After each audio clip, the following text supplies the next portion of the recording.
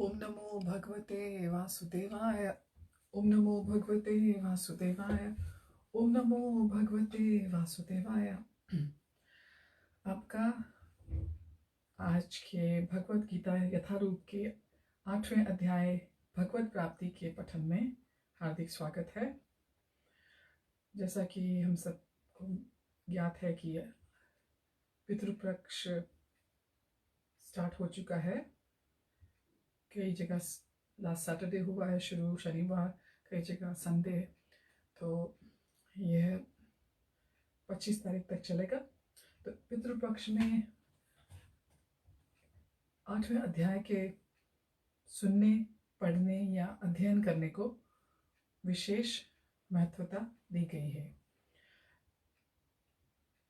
तो आइए आज हम सभी 28 श्लोकों का रीडिंग करेंगे 8वें अध्याय के भगवद गीता यथारूप से, और साथ में उनका ट्रांसलेशन भी पढ़ेंगे।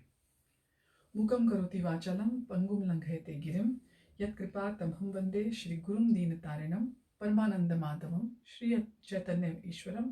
हरि ओम तत्सत। 8वां अध्याय भगवद गीता यथारूप से भगवत प्राप्ति, जिसका इंग्लिश में टाइटल है अटेनिंग द सुप्रीम।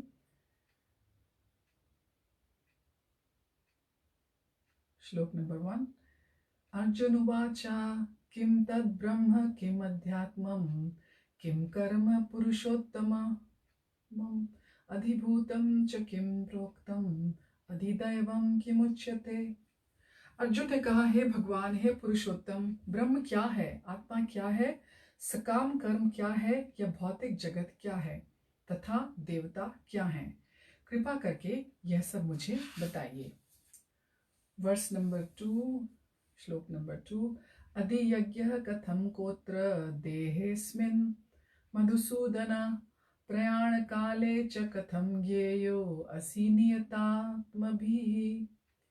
हे मधुसूदन, यज्ञ का स्वामी कौन है और वह शरीर में कैसे रहता है, और मृत्यु के समय भक्ति में लगे रहने वाले आपको कैसे जान पाते हैं? Verse number 3।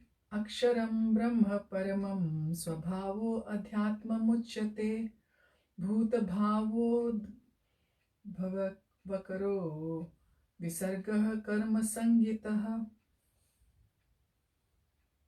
भूतभाव उद्भवकरः विसर्गः कर्म संज्ञितः।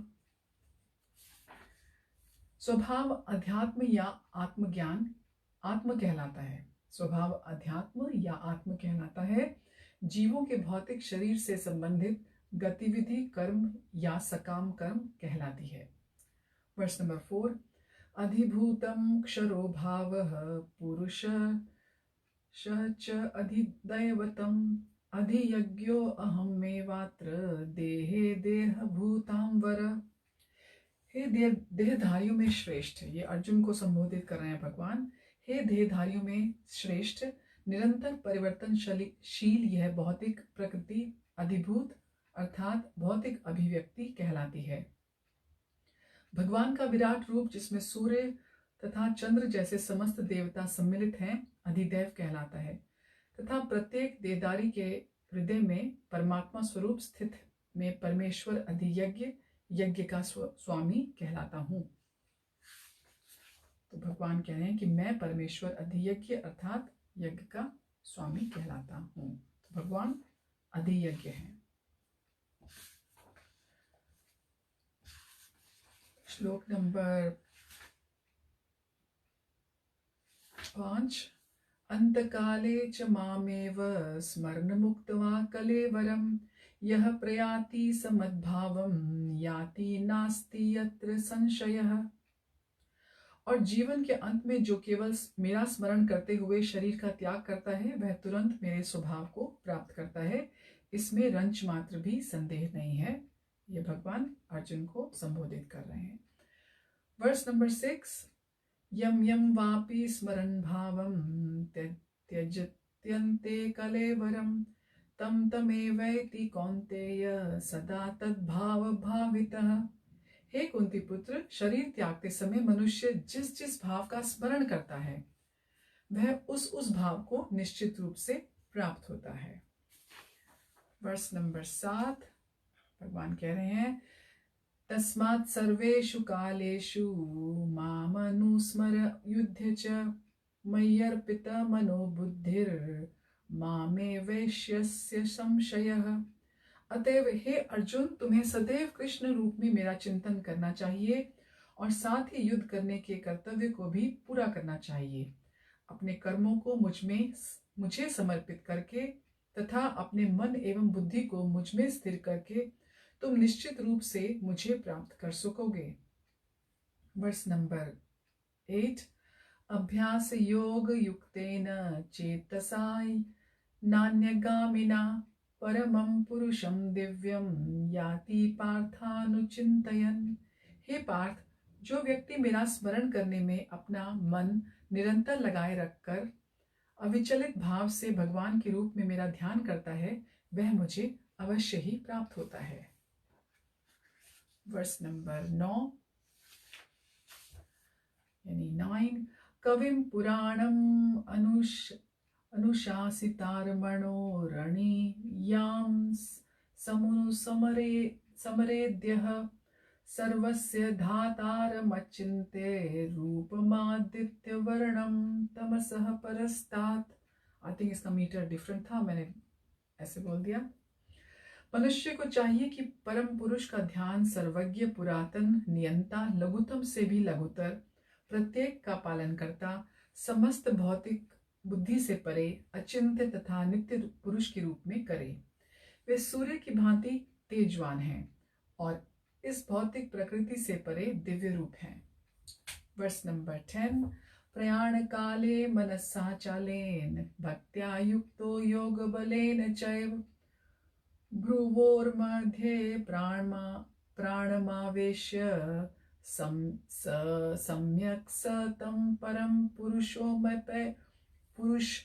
पुरुषम उपैति दिव्यम। मृत्यु के समय जो व्यक्ति अपने प्राणों को भौहों के मध्य स्थिर कर लेता है और योग शक्ति के द्वारा अविचलित रूप से पूर्ण भक्ति के साथ परमेश्वर के स्मरण में अपने आप को लगाता है वह निश्चित रूप से भगवान को प्राप्त होता है। वर्ष नंबर 11, यदक्षरं वेदविदो वदन्ति विशन्ति यद्यतयो वीतरागाः यदिच्छन्तो ब्रह्मचर्यं चरन्ति तत्ते पदं संग्रहेण प्रवक्ष्ये। इसका अनुवाद यानी कि ट्रांसलेशन है, जो वेदों के ज्ञाता हैं, जो ओंकार का उच्चारण करते हैं और जो सन्यास आश्रम के बड़े बड़े मुनि हैं वे ब्रह्म में प्रवेश करते हैं। ऐसी सिद्धि की इच्छा करने वाले ब्रह्मचर्य व्रत का अभ्यास करते हैं।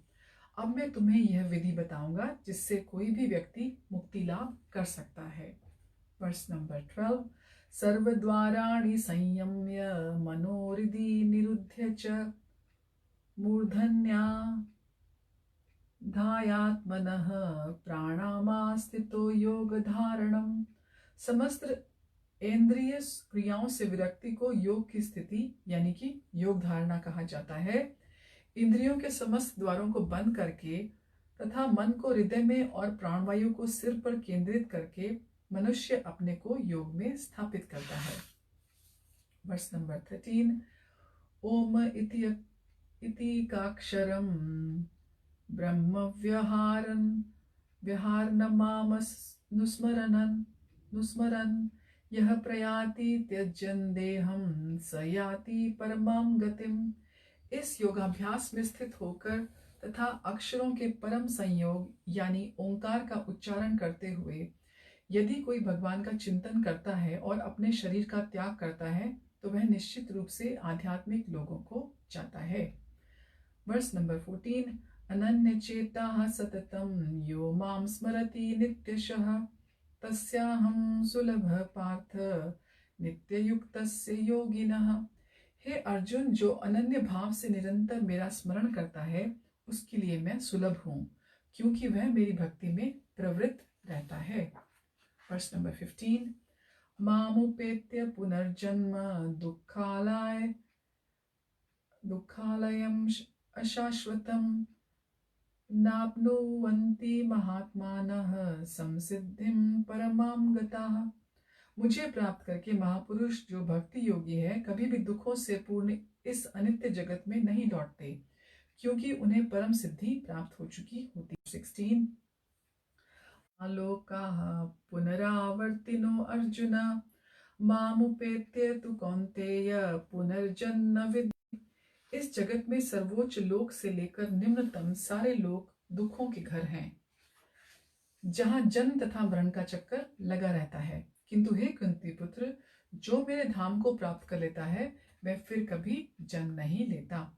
वर्स नंबर 17 सहस्त्र युग युग पर्यंतम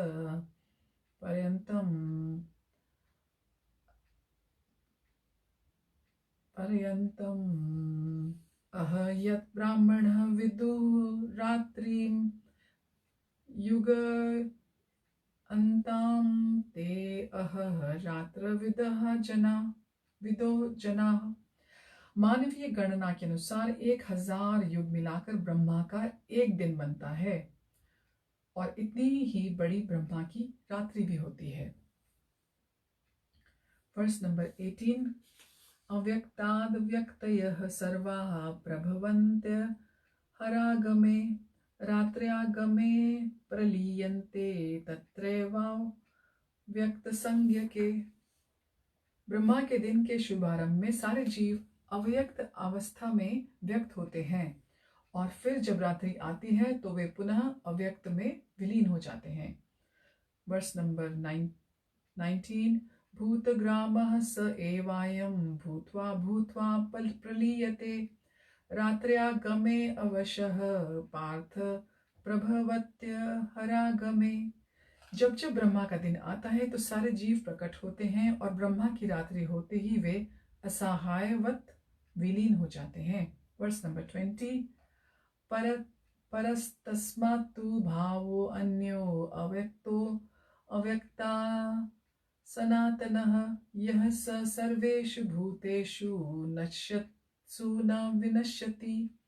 इसके अतिरिक्त एक अन्य अव्यक्त प्रकृति है जो शाश्वत है और इस व्यक्त तथा अव्यक्त पदार्थ से परे है। यह परा या श्रेष्ठ और कभी नाश न होने वाली है।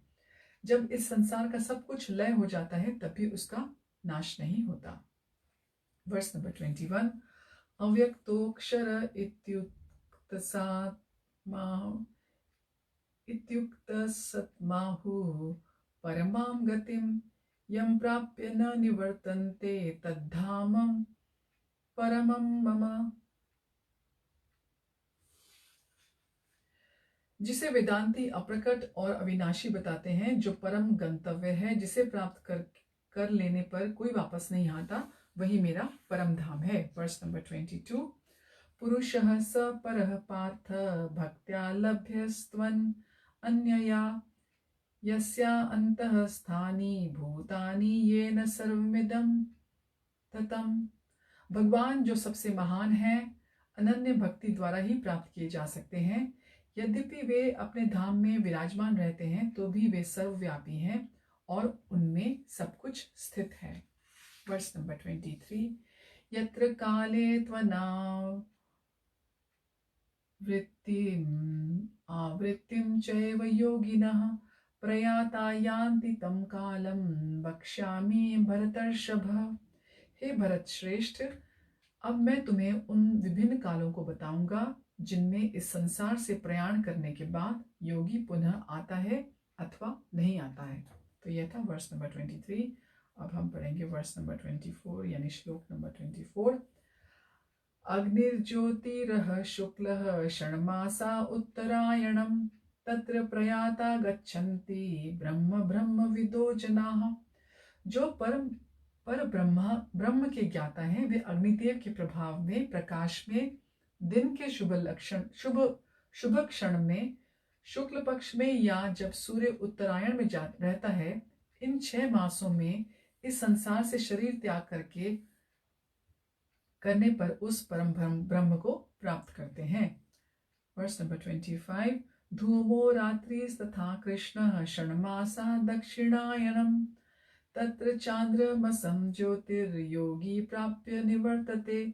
जो योगी धुएं रात्रि कृष्ण पक्ष में या सूर्य के दक्षिणायन में रहने के 6 महीनों में दिवंगत होता है वह चंद्रलोक को जाता है, किंतु वहां से पुनः वह पृथ्वी पर चला आता है, यानी कि उसका फिर पुनर्जन्म होता है चंद्रलोक में जाने के बाद। Verse number 26।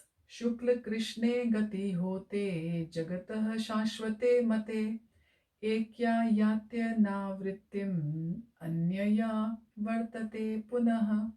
वैदिक मतानुसार इस संसार से प्रयाण करने के 2 मार्ग हैं, एक प्रकाश का और दूसरा अंधकार का। जब मनुष्य प्रकाश के मार्ग से जाता है तो वह वापस नहीं आता, किंतु अंधकार के मार्ग से जाने वाला पुनः लौटकर आता है। Verse number 27। नयते श्रुति पार्थ ज्ञान जानन योगी मुह्यते कश्चन तस्मात् सर्वेषु कालेषु योगयुक्तो भवार्जुन। हे अर्जुन, यद्यपि भक्तगण इन दोनों मार्गों को जानते हैं किंतु वे मोहग्रस्त नहीं होते, अतः तुम भक्ति में सदैव स्थिर रहो। Verse number 28। वेदेषु यज्ञेषु तपःसु चैव दानेषु यत् पुण्यफलं प्रदिष्टम् अत्येति तत्सर्वमिदं विदित्वा योगी परं स्थानम् उपैति चाद्यम्। इसका अनुवाद है, जो व्यक्ति भक्ति मार्ग स्वीकार करता है वह वेदाध्ययन, तपस्या, दान, दार्शनिक तथा सकाम कर्म से प्राप्त होने वाले फलों से वंचित नहीं होता। वह मात्र भक्ति संपन्न करके इन समस्त फलों को प्राप्त करता है और अंत में परम नित्य धाम को प्राप्त होता है। तो ये थे हमारे सारे 28 श्लोक भगवत प्राप्ति अध्याय नंबर 8 श्रीमद् भगवत गीता यथारूप से। तो इनको सुनना, पढ़ना और इनका अध्ययन करना, पठन पाठन और अध्ययन करना इस पितृपक्ष में इसका बहुत महत्व बताया गया है। तो इसके साथ हम आप सबसे विदा लेते हैं और फिर पुनः आपसे भेंट होगी। हरि ओम तत्सत। हरे कृष्णा। वाञ्छाकल्पतरुभ्यश्च कृपा सिन्धुभ्यः एव च पतितनां पावनेभ्यो वैष्णवेभ्यो नमो नमो। हमारी कोई भूल चूक हो तो उसे प्लीज कृपा करके क्षमा कीजिएगा। हरे कृष्णा।